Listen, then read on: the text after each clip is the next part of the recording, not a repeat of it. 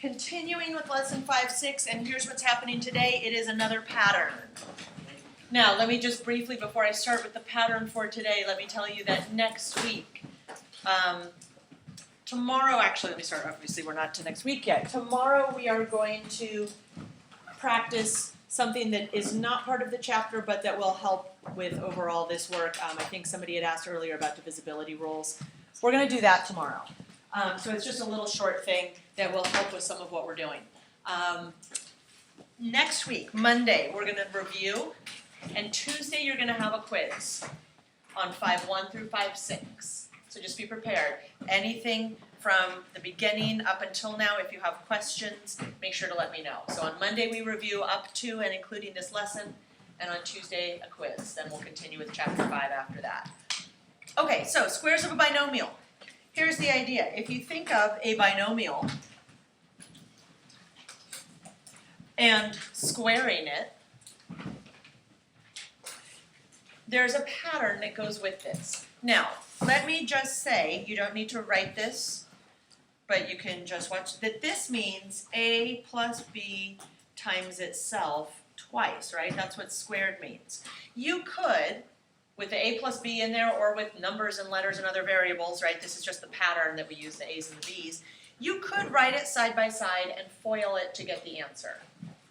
That will always work. However, we are looking for a pattern. And so let me show you what the pattern for this is. And part of what you're going to need to do, just like yesterday with difference of two perfect squares, we'll start by going forward with the pattern, and then we'll look at the result, and we'll need to go backwards with it to factor it. So that's why, although it would work to write it side by side and just FOIL it if you're doing this part of it, that won't help you when you need to go backwards. So I do need you to learn the pattern. So again, these are patterns that we're going to keep seeing. If you have two things in parentheses, so binomial, that are being added, and we want to take that binomial times itself, so a plus b to the power of 2, the pattern says that the result will look like this. We are going to be back to getting a trinomial answer from multiplying two binomials. And the pattern says that whatever's in the a position will get squared. In the middle, it's always going to be times 2 times the a and times the b. And then the third piece of the trinomial will always be the b squared. Now, I'm going to give you the second part of the pattern, and then we'll do some examples, and hopefully it will be clear very quickly. There is an almost exact same pattern for when there's a minus in the binomial. This would mean, again, if you wanted to write it side by side, a minus b times a minus b. Be careful, this doesn't mean just a squared and b squared. If we FOIL this, we're going to get a trinomial, and that's what we need to get from this. So the biggest mistake people make here is they just go, oh, the a is squared and the b is squared. This has a subtraction or an addition in it, which means it's not the same as the exponent rule we already learned. It's a little different. The pattern for this one, here's the good news, it's almost exactly the same. The only difference is this minus right here. If there's a minus in the binomial, the first sign, right, we don't have a sign in front of the a squared, so the first operation, I should say, is a minus. And everything else, including the plus at the end, is the same as the first pattern. So these are the two patterns. You can see they're almost exactly the same. If it has a plus in the binomial, both signs are addition. If it has a minus in the binomial, the first one is a minus, the second one stays a plus. So let me show you how you would do this, again, without FOILing. The idea here is we're going to skip the process of FOILing. So instead of a minus b, that's not what you're going to normally see. What about x plus 3 squared? Now again, you could write it side by side and FOIL it, but I want you to practice the pattern. The pattern says, okay, the first thing is going to be a squared. A is my first term. So what's the square of this first term? Mismo? X to the power of 2. Good, x squared. Now, here's what I like to do. I like to do the easy parts first. It's kind of a human thing, right? We want to do the easy stuff. So here's what I like to do. I like to skip to the back and do the b squared. My b in this case is 3. 3 squared, instead of writing 3 to the power of 2, tell me what 3 squared is. 9. Right. Write it down. What I mean by that is x squared, we don't know what that is. I don't know x, so we have to keep it. But if it's just a plain number, give me the actual squared number. Now we just come back to the middle, and I go, okay, it's going to be a plus. When the binomial has a plus, all the signs are plus. And now the middle is 2 times a times b. 2 times x times 3. Now again, if you want to kind of write that off to the side, okay, we look at that. Well, that's not how I would write it. How would I end up writing this in the simplest way? 2 times x times 3, Janelle? 6x. Yeah, exactly, 6x. Right, we would multiply the 2 and the 3, and then put the x after it. So I wrote it here on the side just so you can see where it comes from. You don't need to write it down, but you can if it helps. There's our answer. If we FOILed it, we would get the same thing. Let me do one more that has a minus. And let's put maybe a variable and a number here.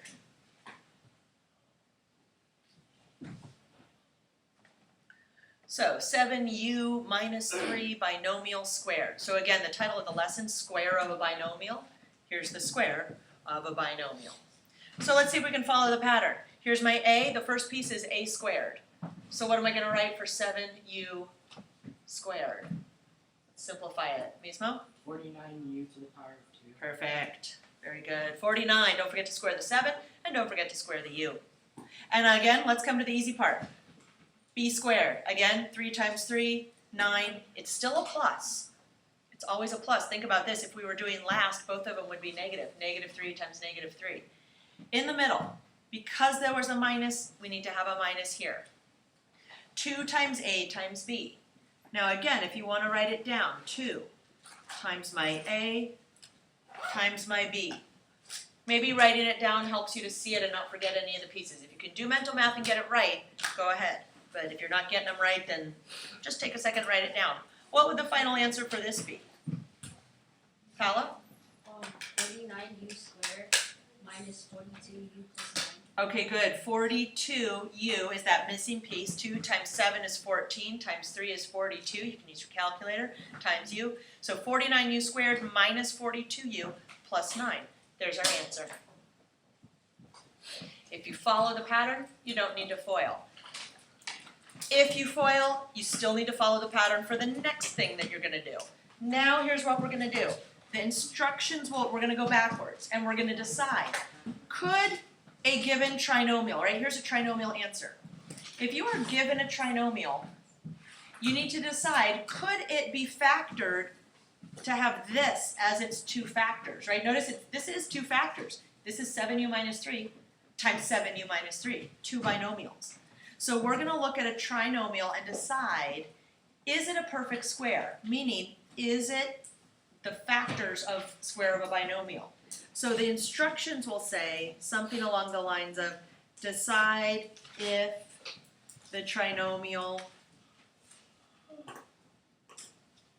is a perfect square.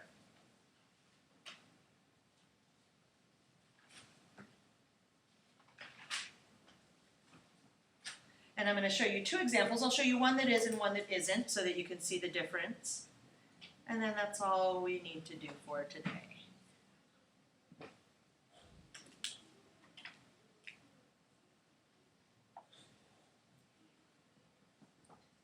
Now what I'm just writing, because I don't have it on the screen anymore, but you can see it on your own paper, so you don't need to rewrite this if you don't want to, but I just put the pattern underneath of what this should match with.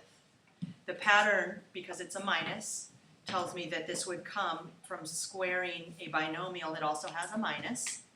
Because there's a minus here, there would be one here. So we want to see, does this 4x squared, would that be some a squared? Could 25 be a b squared? And if so, is the middle term, here's the most important part, is the middle term the right result for 2 times a times b?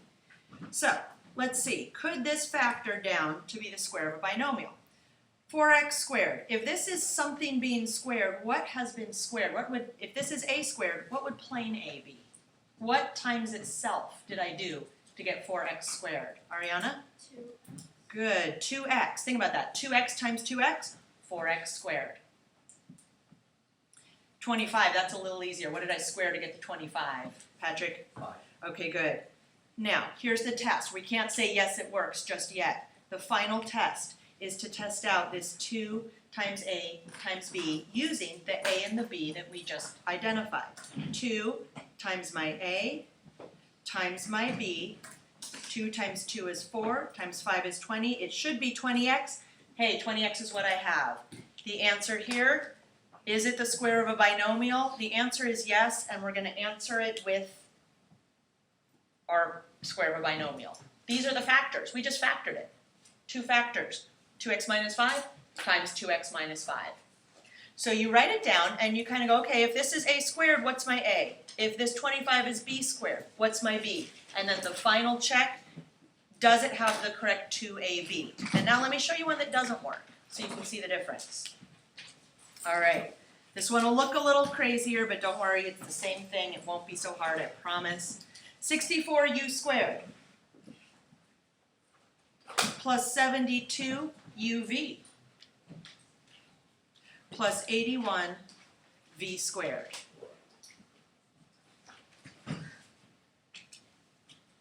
And again, I'm writing the pattern underneath. You can if you want to, but you don't have to. I'm just writing it so it's on the screen. Now we want to see, does this fit our pattern? If 64u squared is the a squared, then what does that mean my plane A would be? What times itself made 64u squared? Again, 64u squared is the a squared. I want to find the plane A. What times itself made this? Catalina? 8. And? 8. And? Oh. Well, 8u, sorry. Good. And you, right? 8u times 8u would make 64u squared. Okay, how about 81v squared? 9v. You can't even help yourself. The answer's popping right out. Now, here's the test we need to do. This looks good, but let me check. 2 times a times b. 2 times the a I identified, the a is 8u, and the b is 9v. If 2 times a times b matches what I had, then this is a yes. 2 times 8 is 16. Actually, wait a minute. I can't do mental math. I'm going to go the other way. 9 times 8 is 72. Uh-oh. 72 times another 2. That's not matching what I have. No is my answer. You have to check the pattern. It has to match. This could be the square of this, and this could be the square of this, but this middle piece is not 2 times a times b. Therefore, this one is not the square of a binomial. So you just answer no.